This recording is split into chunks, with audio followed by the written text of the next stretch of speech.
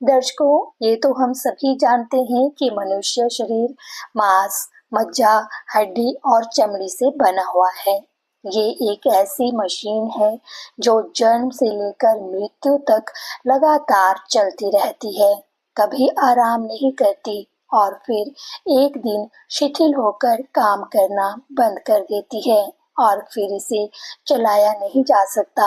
इसीलिए महापुरुषों ने कहा है कि जब तक यह मानव शरीर काम कर रहा है, तब तक इससे अपने आत्म कल्याण करने के लिए अधिक से अधिक समय निकालना चाहिए। अगर मनुष्य आलस्य करता रहेगा तो मानव जीवन का सही उपयोग नहीं हो सकता। जितना ज्यादा आराम और आलस्य किया जाता है, उतनी ही मानव शरीर की कार्य क्षमता मंद पड़ जाती है। वर्षा, ठंड या धूप के उग्र हो जाने पर अधिकांश लोग भजन भक्ति करने के बजाय आलस्य या प्रमाद करते हैं और आवश्यकता से ज्यादा अपने शरीर को आराम देने लग जाते हैं। इससे वे कीमती क्षण जो आत्म कल्याण के लिए काम में आ सकते थे, व्यर्थ हो जाते हैं।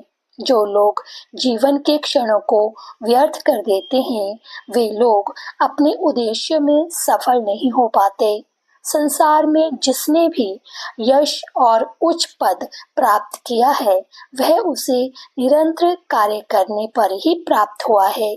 शरीर को अधिक आराम देना देह धर्म के विरुद्ध है।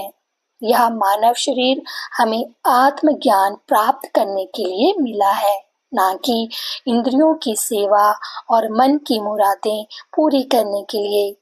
इस मानव शरीर रूपी मशीन को सांसारिक कार्यों में उलझाने से कोई फायदा नहीं है।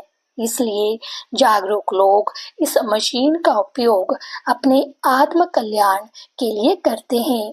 शरीर तो जीवन का आधार है। शरीर, जीवन और क्रियाशीलता, इन तीनों को अलग नहीं किया जा सकता, क्योंकि ये परस्पर एक दूसरे पर निर्भर हैं। इसीलिए इन तीनों में सामंजस्य बनाना जरूरी हो जाता है, जिससे कि जीवन में आनंदमय अमृत का संचार किया जा सके। कुछ लोग इतने उदासीन हो जाते हैं कि सही गलत का निर्णय ही नहीं ले पाते। हर तरफ से उनका मन सांसारिक सुख भोगने के लिए लालायित रहता है। ऐसे लोगों की भोग आसक्ति उन्हें पतन की ओर ले जाती है और फिर जीव अपनी भूल पर ध्यान न देकर कभी अपने भाग्य को कोसता है तो कभी ईश्वर को कोसने लग जाता है। उस प्राणी को ये बात समझ ही नहीं आती कि उसे दुख क्यों मिल रहा है। इस पर एक कवि ने लिखा है, इस खुशी की ललक में लाखों करोड़ों चल बसे, खोज उनकी गैर मुकाम में थी, इसलिए पा न सके। मनुष्य को इस जगत में उतना ही प्रयोजन रखना चाहिए जितना जीवन निर्वाह के लिए आवश्यक हो। हम ये नहीं जानते कि हम इस शरीर का उपयोग कितने दिन कर पाएंगे। इसलिए प्रमाद और आलस्य का त्याग कर सच्चे और सजग मन से आत्म लाभ की दिशा में जीवन अर्पण करना लाभप्रद है और यही मानव जीवन का एकमात्र धर्म है।